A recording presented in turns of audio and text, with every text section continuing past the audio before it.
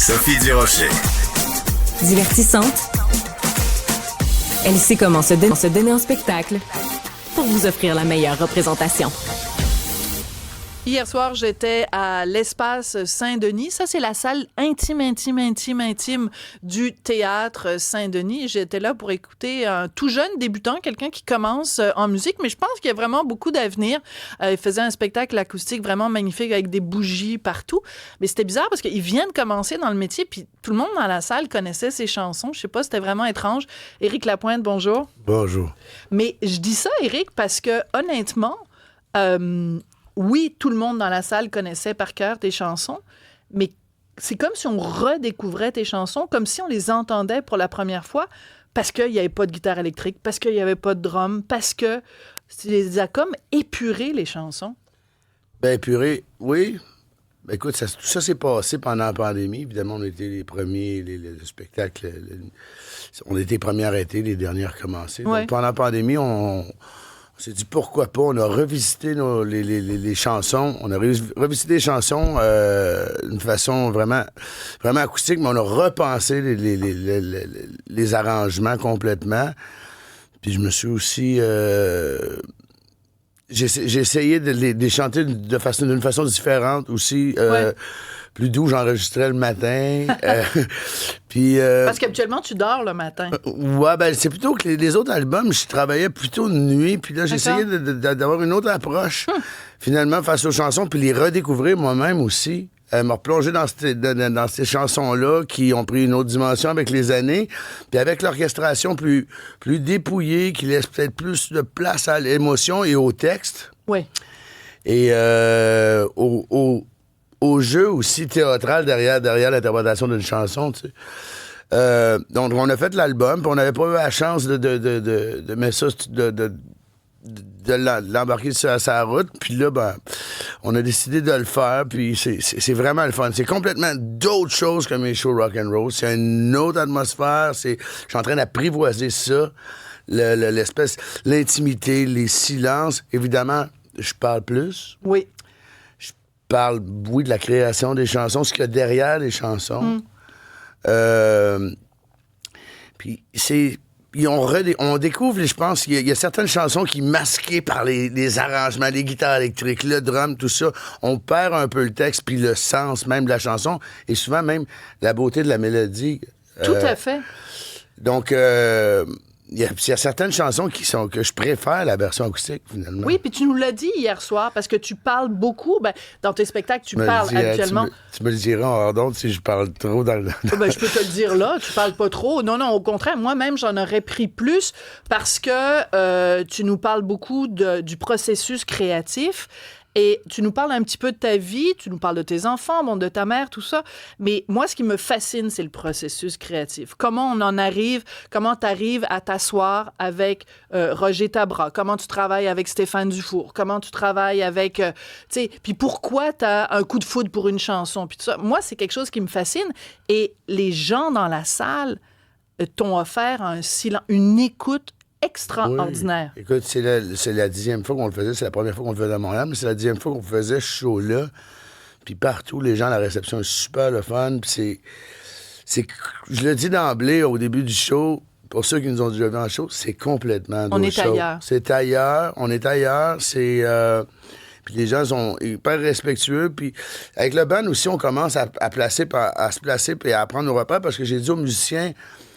Là, vous avez chacun un micro, exprimez-vous. Je veux qu'ils sentent l'atmosphère de l'esprit d'équipe qu'on a, oui. La gang, parce que même les musiciens, ça fait 25, 30 ans qu'on travaille ensemble, puis quand on est dans un local, mettons, on répète, il y a de l'interaction, on sent l'énergie. Puis niaise. Stéphane Dufour, le petit jeune, ils sont là, et on le sent sur scène, c'est ça, Cybèle, c'est génial, parce que les musiciens interviennent, des fois, ils t'interrompent pendant que tu es en train de parler, puis on sent que c'est vraiment spontané, là. Ben, c'est un peu ce que je voulais créer dans ce show-là. C'est vraiment, premièrement, de me mettre en danger, de le mettre de côté, mon saut de rockstar puis de rocker pour vraiment, c'est Éric qui monte sur scène, puis c'est... je voulais quelque chose de simple, d'authentique, je voulais me sentir vulnérable, je voulais être en danger. Mais c'était quoi le danger, Éric?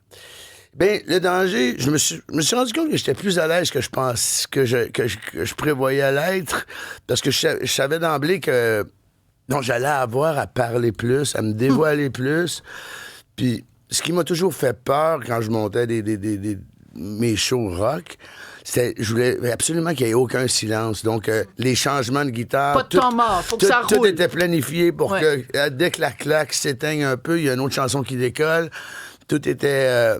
Et là, à l'inverse, faut que je m'applique à me servir du silence comme d'une arme, puis pour créer l'émotion, puis prendre le temps aussi, justement, d'expliquer ce qu'il y a derrière les chansons, puis la création des chansons, puis le travail d'équipe qu'il y a là-dedans, puis c'est... Tu sais, les chansons, ça tombe pas du ciel. Ouais. Et à un moment donné, tu chantes une toune de Ferland, une toune de Jean-Pierre Ferland. Je manque pas d'occasion. Et, il y en a plein, parce que tu en as reprises plusieurs. Tu aurais pu prendre « Qu'est-ce que ça peut bien faire », peu importe. Bon, tu as choisi « Si je savais parler aux femmes ». Et ça, je trouve que c'est tellement un choix génial. Parce que c'est une des tounes de Ferland où il dit, tu sais, si je savais parler aux femmes, je me collerais contre toi, puis mes cheveux se mélangeraient avec tes cheveux, puis là, je mettrais ma tête dans ton cou. En tout cas, en gros, là, il le dit bien mieux que ça.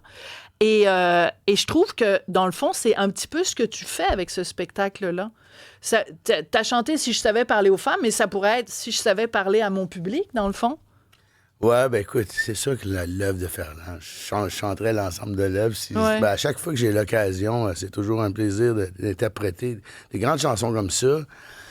Puis, celle-là m'a toujours parlé beaucoup. Puis, c'était l'occasion rêvée pour la faire. Puis, c'est sûr que le show, vu évidemment, il y a beaucoup de ballades dans le show.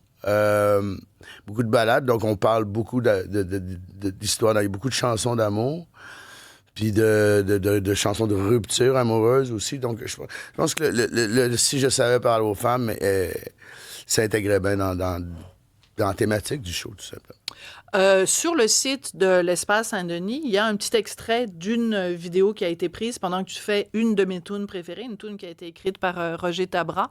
Et quand on dit que les nouveaux arrangements ou la version acoustique donne une nouvelle couleur à une chanson, on en a vraiment la preuve avec cette chanson-là. C'est Mon ange, mais version acoustique, comme un peu hispanisante. On a l'impression d'être quelque part à Séville, trouves-tu? Ouais, ben écoute, c'est sûr que c'est une chanson que j'ai composée au piano au départ, puis on l'avait laissée...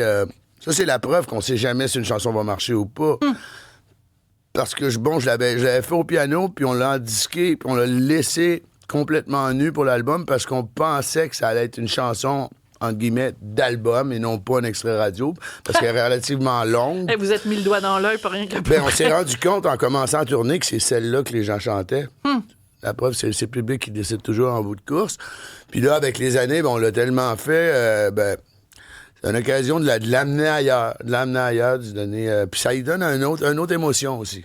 Oui, on a l'impression que c'est quasiment un flamenco. En tout cas, il y a quelque chose de magnifique. On écoute un petit extrait de Mon ange, version acoustique. Ce monde sera jamais beau. Le monde est tellement fou. Ce monde, j'en aurais fait cadeau. Heureusement, tu changes tout. Ça, là, cette guitare-là, quand la guitare embarque, là, c'est pour ça que je dis, c'est un peu Séville, flamenco. Le petit Paco Dufour. Oui, c'est comme Paco de Lucia, un grand guitariste espagnol. Écoute, c'est un univers que j'aime beaucoup. Donc, quand on a pris cette tendance-là, quand on s'est lancé là-dedans, puis la mélodie se prête bien aussi. Ouais. Je m'amuse. Tu dis que le ton change. C'est sûr que acoustique, tu vas pas te mettre à sauter partout, puis tu sais, la façon dont ton expression corporelle est pas la même avec un spectacle acoustique. C'est sûr que ça serait bizarre. Ça ferait étrange. À sauter partout, puis à me pitcher à genoux. Non, faut que je m'adapte, mais aussi, dans la façon d'aborder les chansons, c'est comme quand j'ai enregistré l'album aussi, je l'ai abordé complètement différemment. Puis il y a certaines chansons, j'ai baissé les tonalités pour pouvoir chanter plus doux, avec plus d'air dans ma voix. plus de sensibilité, déposer les mots plutôt que Les lancer. les lancer. Ouais. Déposer les mots. C'est une très, très belle expression. Et donc, tu le dis, ça fait 10 fois que tu présentes ce spectacle-là. Là, tu continues la tournée. Là, je ne vais pas donner toutes les dates. Je dirais pas à ma grande surprise, mais heureusement... Les gens aiment ça. Les billets sont envolés très, très rapidement. Là, tu vois, il nous en reste il nous reste 3 shows d'ici au mois de mai, puis on en a 6 au mois de novembre. Puis il y en a déjà on en a booké plusieurs pour l'année prochaine. Puis, Cybèle a un commentaire ou moi, une question? moi, j'entends ça, puis j'adore, puis je me dis, je me verrais aller voir un spectacle comme ça. À quel point pensez-vous qu'il va y avoir des gens qui vous connaissent évidemment, qui vous suivent, mais peut-être pour qui vos premiers shows, c'est pas vraiment leur tasse de thé, mais qui entendent ça, qui se disent, hey, wow, je vais redécouvrir Éric Lapointe? Bonne question. C'est drôle parce que pendant les 10 shows qu'on vient de faire, je faisais par applaudissement, je demandais aux gens lesquels nous ont déjà vus en spectacle. Puis la majeure partie des spectacles, il y avait en 20 et 30 des gens qui ne m'avaient jamais vu en spectacle. Donc peut-être qui attendaient ce moment-là, ou ils ont peur du rock'n'roll, je sais pas. Mais... c'est le fun, ça attire un autre public, c'est vraiment cool. Puis le monde qui nous ont déjà vu en show, ils découvrent une autre partie de mon univers, puis peut-être une autre partie de ma personnalité aussi, parce que je me permets de faire mon comique un peu aussi, là. Je me suis découvert un sens de l'humour.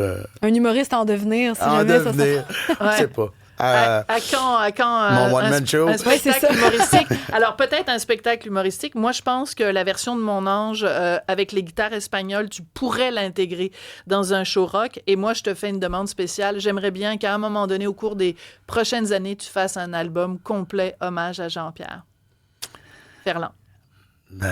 Je l'enregistre. Je t'avoue, j'y ai pensé déjà. J'y pense depuis longtemps. De toute façon... je pense que c'est assez. Son décès, c'est assez récent. Mais c'est sûr que ça mijote dans ma tête. Mais ça va faire un an, le 27 avril, oui. Mais il y a nos auditeurs qui nous dit que c'est Luc Lachance de Montréal qui s'en va vous voir à Sainte-Agathe, qui a très hâte d'aller, qui a déjà ses billets très hâte. Oui, exactement. À Sainte-Agathe, oui. Éric, merci beaucoup. On a réussi à faire toute une entrevue parler juste de musique. J'adore ça. Ça faisait des années que j'attendais ça. Merci beaucoup, Éric. Merci à toi.